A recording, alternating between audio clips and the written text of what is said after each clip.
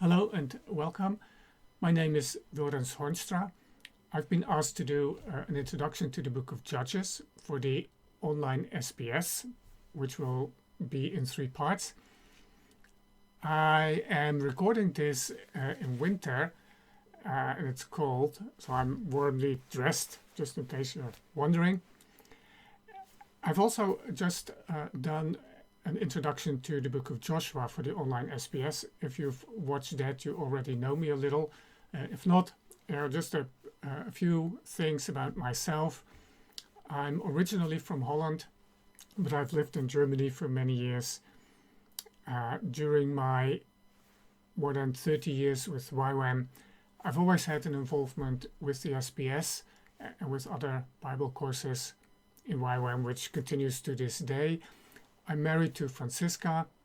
If you want to know more about us, you can go to the website shown here, wilrens.org, where I write a monthly blog and where you also find a link to Francisca's website if you're interested. But now the Book of Judges. I really love this book because it is so well done. I hope at the end of this series you'll agree with me. So let's dive in. Here we go. I will start with a quotation taken from the introduction to the Book of Judges in the ESV. Quote, "Judges is named after an interesting collection of individuals who led Israel after Joshua's death." An interesting collection of individuals. How's that for an understatement? Next, I will show you some illustrations, and you decide whether you think they fit the book or not.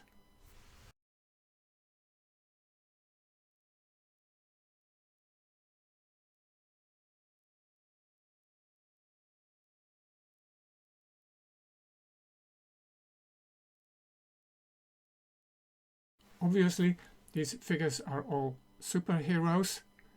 Does that fit the Book of Judges? Well, in some ways, but if you think about it, where does the super come from in this book? It doesn't come from the human characters, it comes from God. Look beyond the super, and what do you see? Well, people like us, perhaps even worse. Of course, we'll look at them, the individuals involved.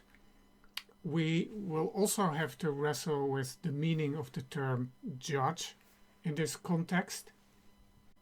I will say a little bit about authorship and date, and especially also the time period covered in the book. And then in the next unit, we will move on to structure and content, and we'll also wrestle with the purpose of this book. What is its main idea, its real message? Just a little bit about structure now, so we have the big picture clear to us. The book rather neatly divides into 3 main parts. An introduction, and then from chapter 3 verse 7 onward, the individual narratives. That's the larger part of the book by far. And then starting in chapter 17, 2 long and strange narratives that complete the book. But first, I have a few questions that I want you to think about for a moment. How many judges are mentioned in the book? And what's the significance of this? Are these all the judges we know, or were there more? Can you think of any? Who would you say is the best known judge? And who is the best judge, in your opinion? Here are a few thoughts based on these questions. Obviously, Judges mentions 12 judges, and surely this is not a coincidence. There certainly were more judges. We know of Eli and Samuel from the book of Samuel. Both are identified as judges. So the author was selective. He chose 12 out of a larger pool, presumably because of the symbolic significance of the number 12. There's one for each tribe. 6 judges appear with a larger narrative around them, we call these the major judges. They are Othniel, Ehud, Deborah and Barak, Gideon, Jephthah and Samson. In case you're wondering about Abimelech, Gideon's son, we will talk about him, but he's never identified as a judge, and he's certainly not called by God and empowered by God's Spirit the way the 12 were. The other 6 are called the minor judges. We learn very little about them. They are not spread out evenly throughout the book, these 6.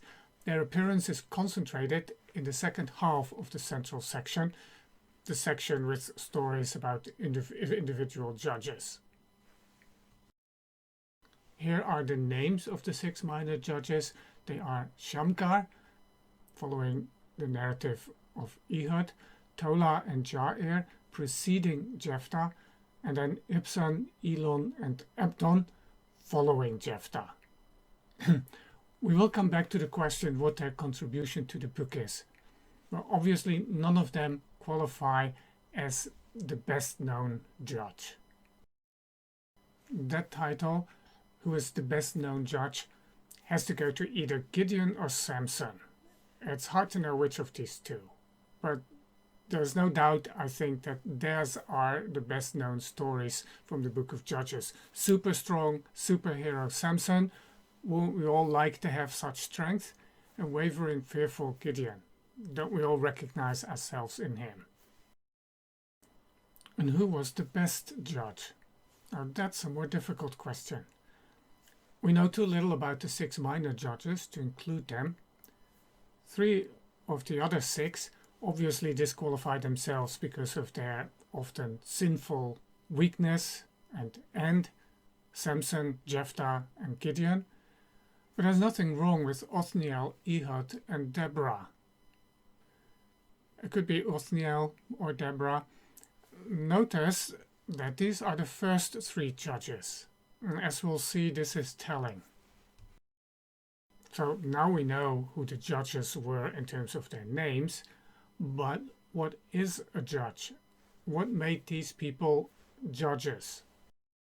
Now, the judges did judge Israel in the legal sense. That is, they spoke verdicts, made decisions when legal issues and conflicts were brought before them by the parties involved. But this is not the reason they are remembered. They did more than judging. Really, they were leaders of Israel, especially also military leaders. Theirs was a leadership role in times of crisis. And these 2 roles, judge and military leader or commander, are distinct in our society but were closely associated in ancient Israel.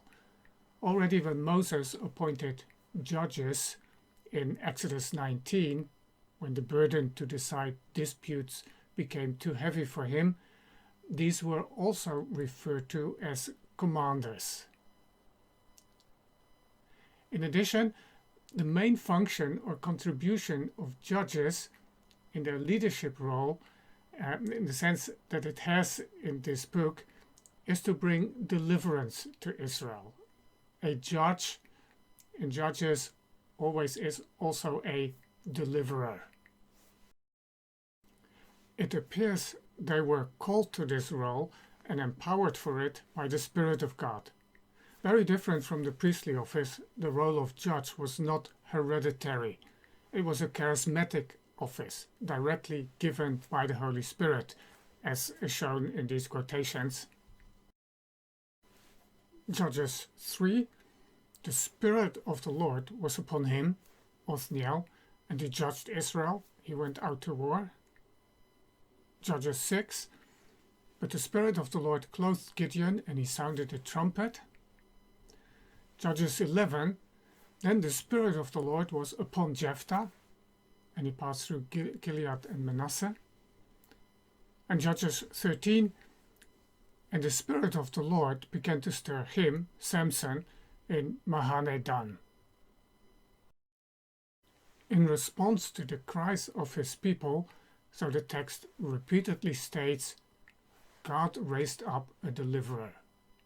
And that is the quintessential role of a judge in the book of Judges. When it comes to the question of authorship, we can only guess.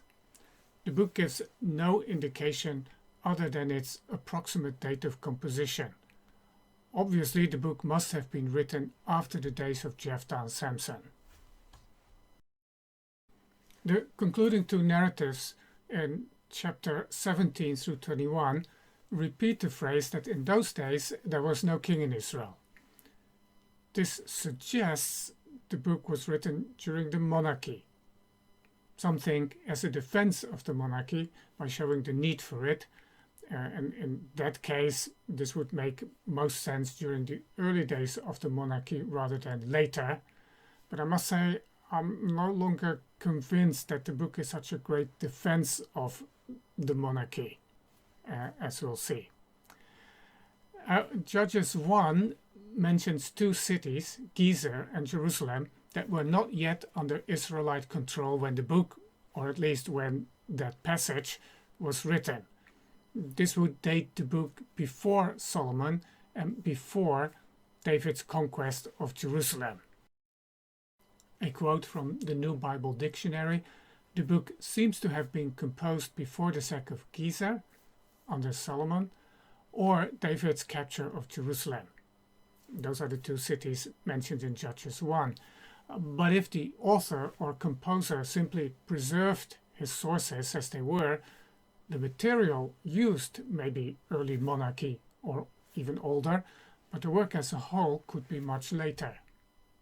And then there is Judges 18 verse 30, which perhaps refers to the Assyrian deportation, although it's often taken as a reference to the Philistine capture of the ark, since the next verse, 31, mentions Shiloh.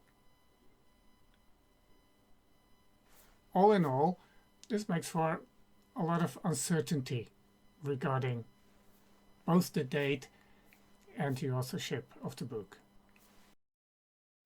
All in all, an early date in the early monarchy seems more likely, but cannot be proven. Obvious candidates for its author would then include Samuel, Gad, and Nathan, two prophets at the court of David. Now, there is indeed a tradition in the Talmud that Samuel was its author, but then the same tradition also identifies Samuel as the author of the book of Samuel, which cannot be, since the larger part of Samuel happens after his death.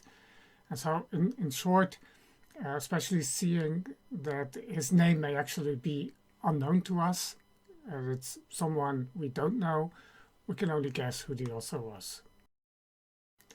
Now we come to the question, what time period is covered in the book of Judges? Interestingly, Judges 1 verse 1, the book begins with after the death of Joshua. It ends before there is a king in Israel. Now, obviously, the book covers the period between the conquest and the early monarchy. Chapter 1 is slightly confusing because it does seem to include some material that predates the death of Joshua, and that is also included in the book of Joshua.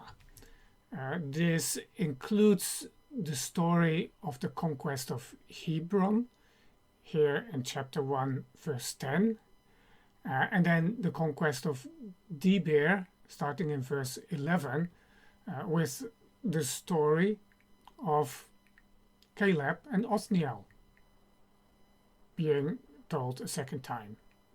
So there is some overlap between chapter 1 and the book of Joshua. This overlap also includes Judges chapter 2, beginning in verse 6 down to verse 10. Surprisingly, in 2 verse 6, Joshua dismisses the people to go and take possession of the land, followed by the final 4 verses of the book of Joshua.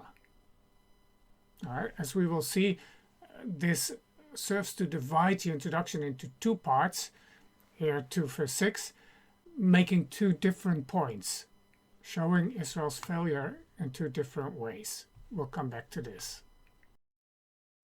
Based on the early date for the Exodus, the first phase of the conquest would have finished with the dismissal of the 2.5 tribes around the year 1400 BC, Joshua must have lived some years beyond this, perhaps as many as 20 or 30 years, and there were elders who survived him. David's rule began approximately 1010 BC, with Saul ruling up to a few decades before him. Possibly Samuel and Eli need some time as well. This leaves 390 years minus the years for Joshua and Saul, leaving at the most something like 330 years for the period of the judges. This slide shows the number of years given for each judge in the book of Judges. If there are two numbers in white, then the first one is the number of years of oppression, the second one the years of peace or rest following. For Shamgar, no years are given. In blue we see the total. The totals end up to 410 years. Already with the early date for the Exodus, that's a bit tight. It signifies there must have been some overlap between different judges. If we work with the late date for the Exodus, it becomes very difficult to make it fit.